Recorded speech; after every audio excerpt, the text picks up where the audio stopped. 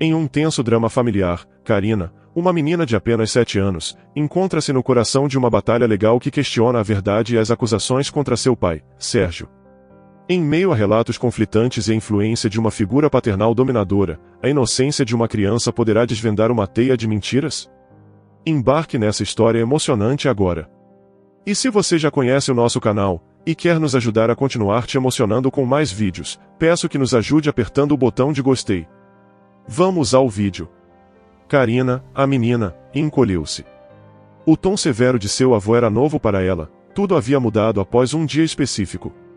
O avô rosnou de raiva, algo que Karina nunca tinha visto antes. Parecia que ele estava a ponto de explodir, e em um momento de frustração, ele chamou a neta de lerda por não conseguir lembrar o que ele queria que ela dissesse no tribunal. Karina começou a chorar, e seu avô, percebendo a severidade de suas palavras, tentou amenizar. Ele sabia que não era aquela pessoa que queria ser, mas as circunstâncias o pressionavam. A situação era estressante, e cada um tem o direito de reagir de maneira diferente sob pressão. Não quero ir a lugar nenhum, não quero ir a nenhum tribunal, só quero voltar para casa com a mamãe e o papai, declarou Karina com firmeza. O avô suspirou, enfrentando a dura realidade. Como explicar a uma criança que sua vida estava prestes a mudar drasticamente? Que ela não teria mais uma mãe e um pai como antes.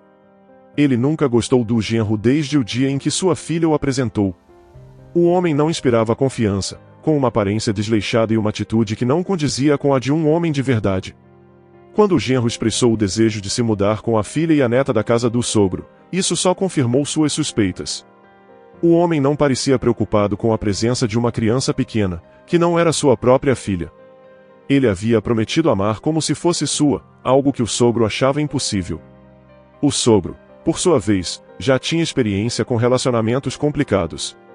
Ele mesmo havia se casado com uma mulher que já tinha um filho, e nunca conseguiu ver o enteado como nada além de um rival, o que eventualmente levou a mulher a colocar o filho em um internato para evitar mais conflitos, o que não impediu a separação.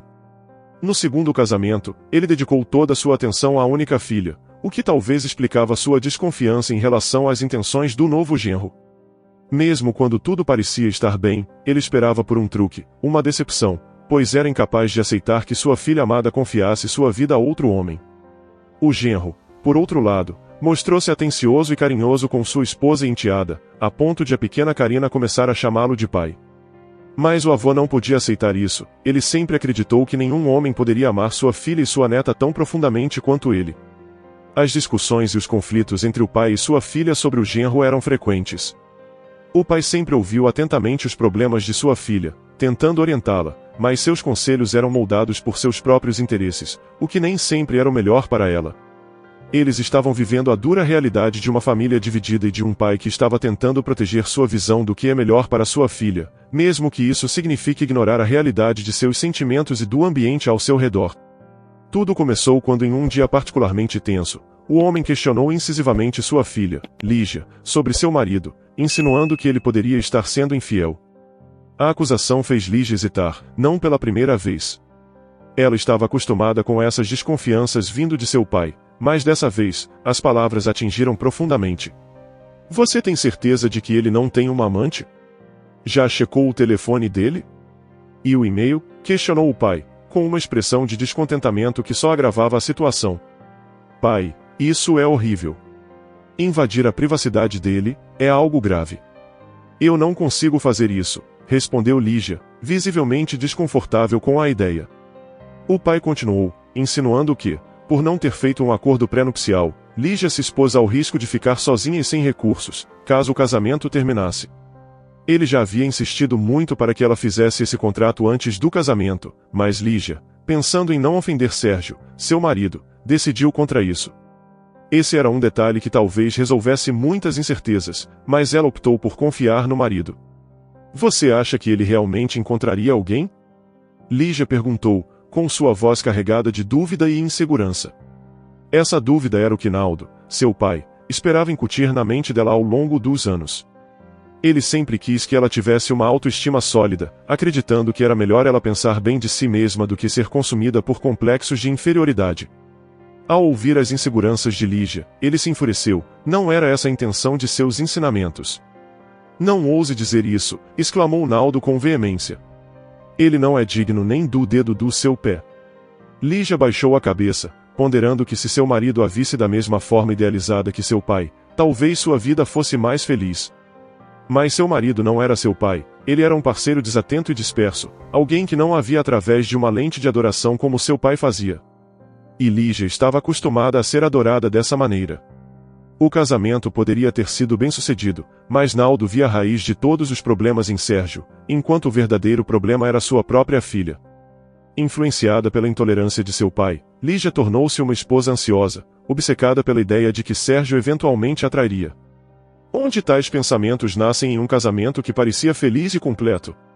Frequentemente, da própria insegurança. Naldo poderia ter convencido sua filha do contrário. Que seu casamento era forte, que ela era uma ótima esposa e mãe, e que o futuro só poderia melhorar. Mas sua aversão pessoal ao genro desempenhou um papel perverso, fazendo com que Lígia acumulasse inseguranças como enfeites em uma árvore de Natal. Sua aparência, seu nariz, seus lábios e cabelos pareciam cada vez mais imperfeitos para ela. Esse estado de autocrítica é familiar para muitas mulheres. Origina-se de inseguranças internas que, ao menor sinal de problemas, começam a corroer a autoestima. A solução muitas vezes está no apoio de entes queridos, que podem ter um poder curativo subestimado, mas isso exige coragem para enfrentar e compartilhar essas inquietações. A autodepreciação de Lígia frequentemente se transformava em agressão para com os outros, especialmente com Sérgio, que mostrava uma paciência quase angelical. Cada vez que ele voltava para casa, Lígia o confrontava com suas inseguranças, questionando por que ele ainda estava com ela, chamando-se de feia, gorda e estúpida. Sérgio tentava reafirmar seu amor, mas com o tempo, até ele estava cansado de tentar provar algo que parecia inútil. Eventualmente, ele parou de tentar convencê-la de sua beleza e valor, o que para Lígia foi mais uma prova de que seu relacionamento estava esfriando, talvez porque ele tivesse alguém novo esperando por essas palavras. E assim, a desconfiança e insegurança continuava, piorada pela influência de uma amiga que adicionava mais lenha à fogueira de suas dúvidas, perpetuando o ciclo de tristeza e conflito. Natasha era aquela mulher que estava sempre pronta a oferecer uma opinião não solicitada. Para pessoas como ela, a infelicidade alheia era como um bálsamo para sua própria vida sombria. Numa conversa franca, Lígia desabafou todas as suas inquietações para Natasha.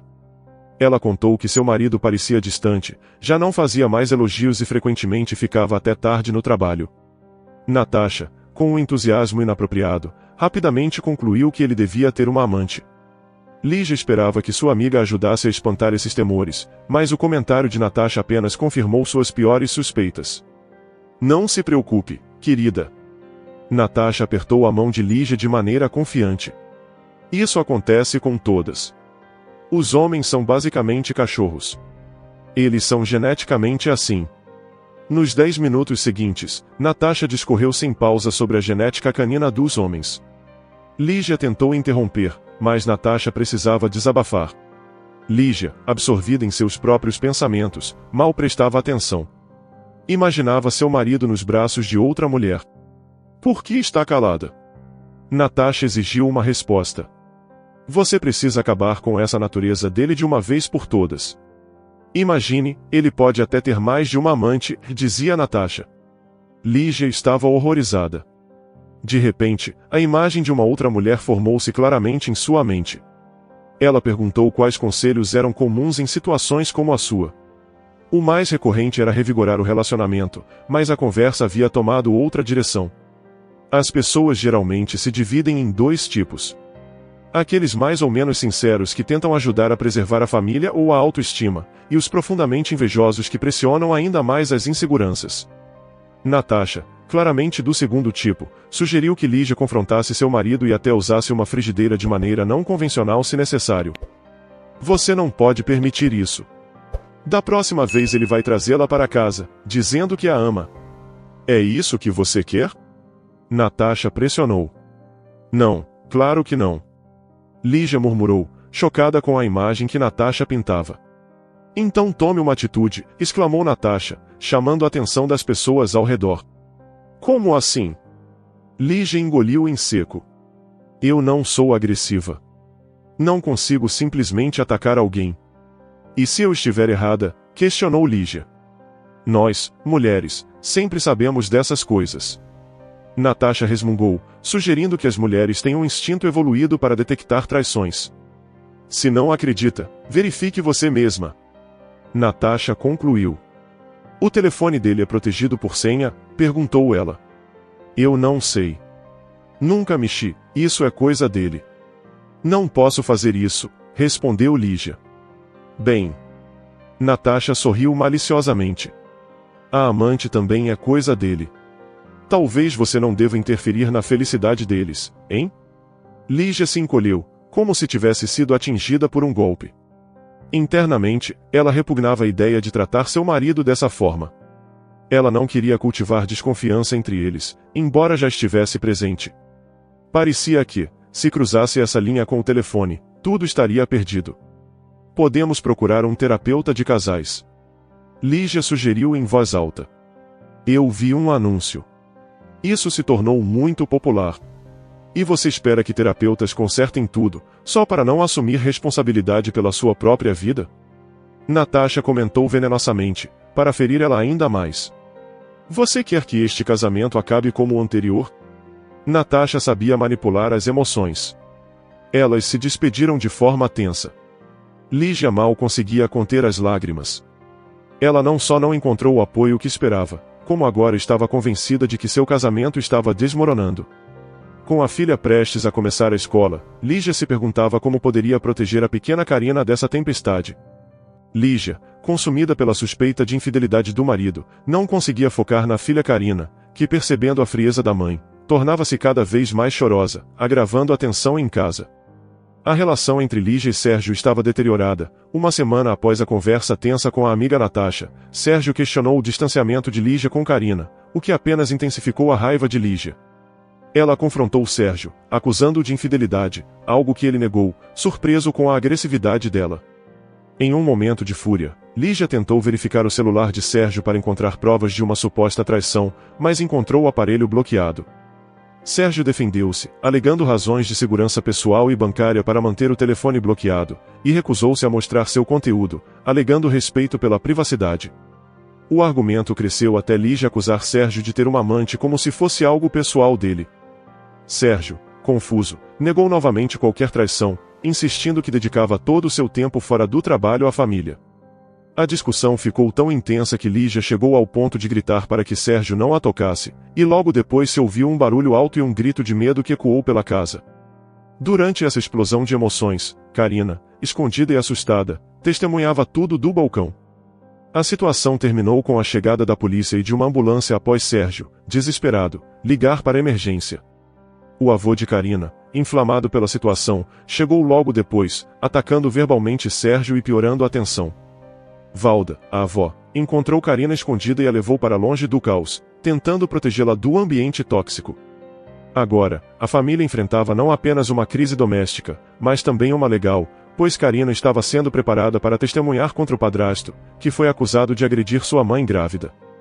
O avô, obcecado pela ideia de justiça contra o genro, repetia os detalhes do incidente que havia acontecido sem considerar o impacto disso em Karina, que claramente sofria com a situação. Karina, temendo o tribunal e o ambiente hostil, confessou à avó que não queria participar do processo.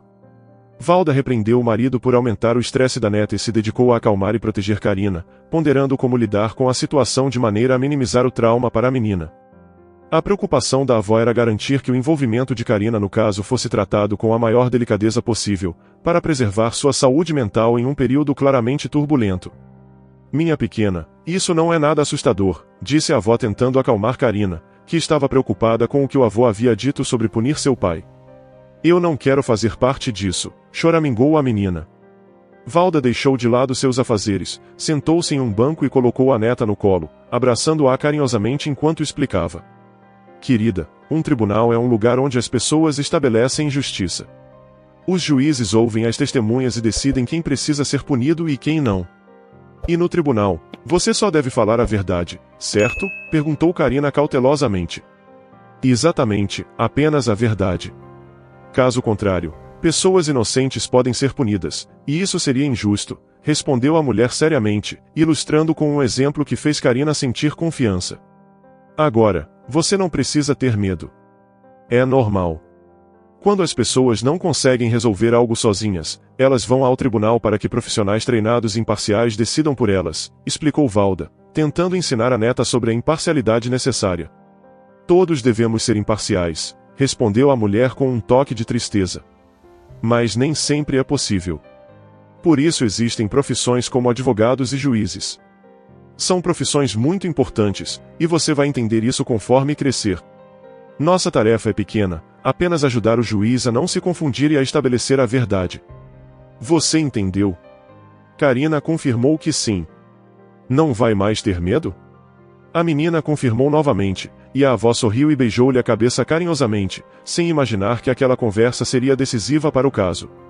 A audiência foi marcada. Karina foi levada ao tribunal pelos avós, pois Lígia estava no hospital, lutando para manter a consciência após sofrer um grave trauma craniano no dia da briga. Naldo, seu avô, tinha isolado Lígia de qualquer contato durante sua recuperação, sendo a única pessoa com quem ela falava. Sérgio foi culpado por tudo e todos. Desde o início da investigação, ele não havia falado a respeito e nem visto sua filha. A audiência definiria seu futuro, com a possibilidade de uma multa ou uma pena de prisão por causar lesões graves. Não havia dúvidas de que o julgamento tenderia a ser desfavorável para ele, especialmente com o avô tentando influenciar o resultado. Quando Naldo teve a palavra, ele descreveu seu genro como um monstro, exagerando suas ações, talvez de forma intencional. Sua esposa, ao testemunhar, estava mais contida e confusa, respondendo de maneira vaga às perguntas sobre conflitos no casamento. Os conflitos eram comuns, como em qualquer casamento, disse ela. Mas Lígia temia que ele tivesse encontrado uma amante. Amigos e colegas de Lígia e Sérgio também testemunharam, descrevendo-os geralmente como um bom casal. Sempre foram ótimos juntos, até vivi com eles por uma semana quando minha esposa me expulsou, afirmou um amigo do casal chamado Léo. Sérgio amava Karina como se fosse sua própria filha. Não acredito que ele pudesse machucar Lígia. Ele machucou, sim, interrompeu Naldo. Ela ainda está em reabilitação por causa dele, o homem gritou. Por favor, controle-se, senhor, advertiu a juíza calmamente. Continue, senhor. A audiência foi longa, exigindo depoimentos de todos os envolvidos no caso. Karina esperava numa sala especial, pois o juiz insistiu que uma criança de 7 anos não deveria ouvir os outros depoimentos. Quando Natasha começou a falar, ficou claro que a precaução era justificada. Pois ela não economizou palavras ao descrever Sérgio como um monstro, alegando que ele controlava e isolava Lígia, tornando até um simples encontro com ela uma tarefa impossível. Naldo absorveu cada palavra, satisfeito, pois elas apenas confirmavam suas suspeitas e convicções. No momento em que Karina foi chamada ao tribunal, a tensão era palpável. Ela olhou ao redor em busca de rostos familiares, e apesar de nervosa, respondeu às perguntas do juiz sobre o incidente em questão. Karina confirmou que estava em casa e que havia ouvido seus pais discutindo.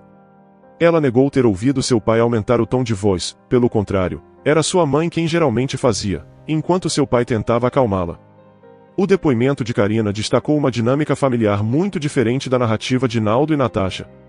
Ela descreveu uma cena onde sua mãe tentava tirar o telefone de seu pai, que se recusava a desbloqueá-lo. Sua sinceridade e a maneira como lidou com as perguntas reforçaram sua credibilidade, mesmo quando seu avô, Naldo, tentou interromper, sugerindo que ela estava protegendo o padrasto. O juiz rapidamente repreendeu Naldo mais uma vez por sua interrupção. O ponto crucial veio quando Karina descreveu o momento da queda de sua mãe. Ela afirmou com confiança que sua mãe havia tentado pegar o notebook após a recusa do telefone, e que ao fazer isso, ela caiu. Seu pai tentou segurá-la para evitar que caísse, mas não conseguiu. O juiz então perguntou diretamente se foi a mãe que caiu por conta própria ou se o pai tinha feito algo para causar a queda. Karina assegurou que a queda foi um acidente e que seu pai não tinha a culpa. Finalmente, após um breve recesso, o juiz declarou que as acusações contra Sérgio eram infundadas e que ele estava livre de todas as acusações. Naldo tentou protestar e ameaçou apelar, mas o juiz aconselhou-o a resolver os problemas dentro de sua própria família, em vez de usar o tribunal para isso.